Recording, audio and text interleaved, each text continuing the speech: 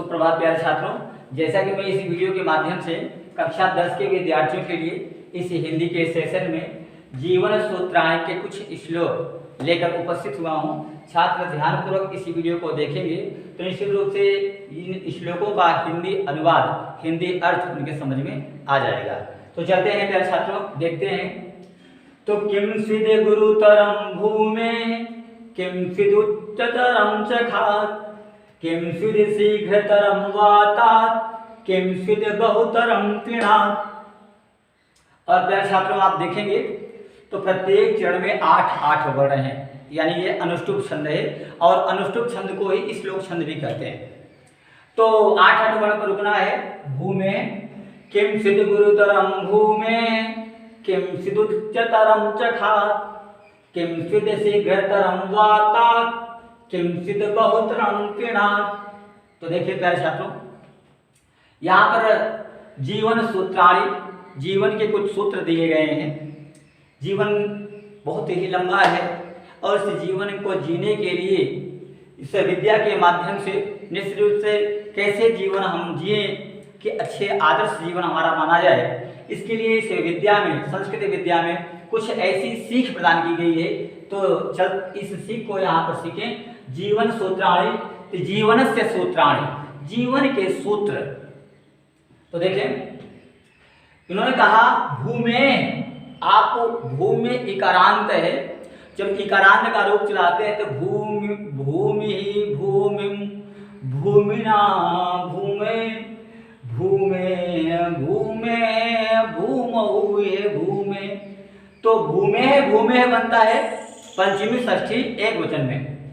तो यहां पर देखें भूमे यानी भूमि से गुरुतरम, भूमि से गुरुतर, भूमि से भारी किंचित कौन है, और किंचित उच्चतरम च खा, और खा माने आसमान, आसमान से उच्चतरम अधिक ऊंचा किंचित कौन है, और वातात वायु से शीघ्रतरम तीव्र गति से चलने वाली किंचित क्या है, किंचित बहुतरम तृणात्, और तिनके से भी हल्का, बहुतर तिनके से भी हल्का करने वाला क्या है।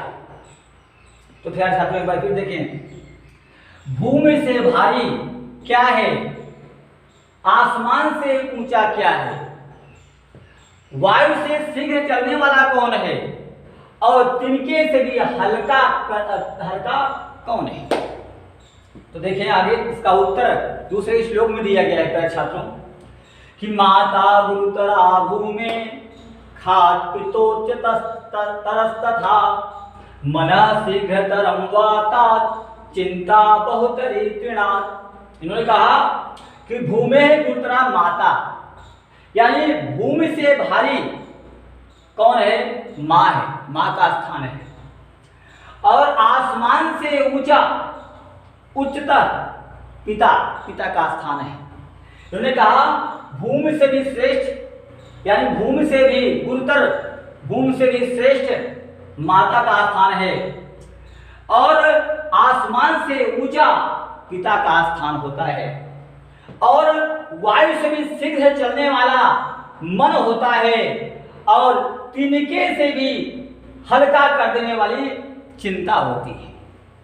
प्यारे छात्रों आप जानते हैं तिनका बहुत हल्का होता है, लेकिन जिस प्राणी को चिंता लग जाए किसी बात की तो निश्चित रूप से वह किसी प्रकार से उसके शरीर में कोई भी आहार लगता नहीं है, और दिन ब दिन वह निश्चित रूप से हल्का होता चला जाता है, और वह एक समय तिनके से भी हल्का हो जाता है। तो यहाँ पर इन्होंने बताया कि भूमि से भारी, भूमि से श्रेष्ठ माता का स्थान है, और आसमान से ऊंचा पिता का स्थान है, वायु से शीघ्र गमन करने वाला मन है, और तिनके से भी हल्का बना देने वाली चिंता है।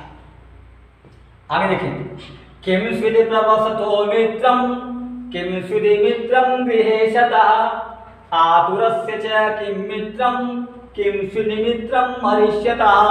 यहाँ पर उन्होंने बताया कि प्रवसतो मित्रम किंचित, प्रवास पर गए हुए दूसरे देश को गए हुए एक परदेशी का मित्र क्या होता है? और किंचित गृह सतह और घर में निवास करने वाले एक गृहस्थ का मित्र कौन होता है? और आतुरस्य मित्रम और एक रोगी व्यक्ति का मित्र कौन होता है? किंचित मित्रम मरीष्यतः और एक मरणासन्न व्यक्ति का मित्र कौन होता है? यानी मरीष्यतः एक मरने वाले का मित्र कौन होता है? यहाँ पर बताया जाता है छात्रों कि प्रवासी का मित्र कौन होता है। भाई आप गांव में हैं तो आपका मित्र तो कोई है, लेकिन प्रदेश में चले गए जहां आपका कोई परिचय नहीं है तो वहां आपका कौन मित्र बनेगा? तो यहाँ इस श्लोक में बताया जाता है छात्रों। तो उन्होंने कहा कि प्रवासी का मित्र कौन है और गृहस्थ का मित्र कौन है और रोगी व्यक्ति का मित्र कौन है और मरने वाले का मित्र कौन है? तो उन्होंने बताया कि सार्थ प्रवपतो मित्रम भार्या मित्रम गृहेशतः आतुरस्य च भिषक मित्रम दानम मित्रम मरीष्यतः। यहाँ पे उन्होंने बताया कि सार्थ प्रवसतो मित्रम, एक प्रवास पर गए एक परदेशी का मित्र सार्थ उसका साथी होता है। इसीलिए कहा गया है कि राह चलंते दुई जन होई, यानी अगर आपको लंबा सफर तय करना है तो एक साथी आप जरूर रखें। तो उन्होंने बताया कि सार्थ प्रवसतो मित्रम, एक प्रवासी का मित्र उसका साथी होता है और भार्या मित्रम गृहस्थः, और घर में रहने वाले एक गृहस्थ का मित्र उसकी पत्नी होती है। बच्चे अगर इस बात को सुन लें तो निश्चित रूप से वो मुस्कुराने लगे होंगे। यानी हम अगर घर में रह रहे हैं तो हमारा मित्र तो नहीं है। नहीं, ऐसी बात नहीं। जब गृहस्थ की बात कही जा रही है, गृह सतह, घर में रहने वाले एक गृहस्थ, यानी गृहस्थ का मित्र कौन है? उसकी पत्नी उसका मित्र है। और आतुरस्य भिषक मित्रम, और एक रोगी व्यक्ति का मित्र भिषक है, वैद्य है। यानी एक रोगी का मित्र कौन है? भिषक वैद्य है। और दानम मित्रम मरीष्यतः, और एक मरण तुल्य मरणासन्न को प्राप्त मरने वाले व्यक्ति का मित्र उसका दान है।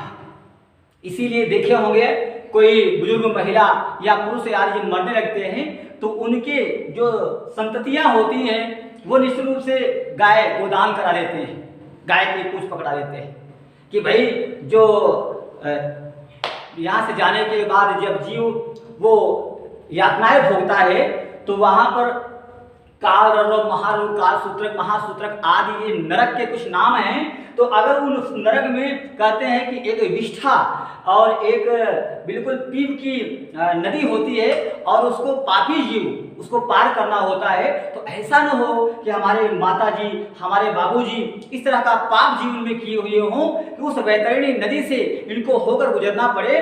तो इस अगर गाय को हम दान दे रहे हैं, गोदान करवा ले रहे हैं इनसे, तो हो सकता है कि यह गाय उस वैतरणी नदी में मिल जाए और उसकी पूंछ पकड़कर हमारे बाबूजी पार कर जाए। हालांकि ये केवल कपोल कल्पित कल्पनाएं लगती हैं मेरे छात्रों।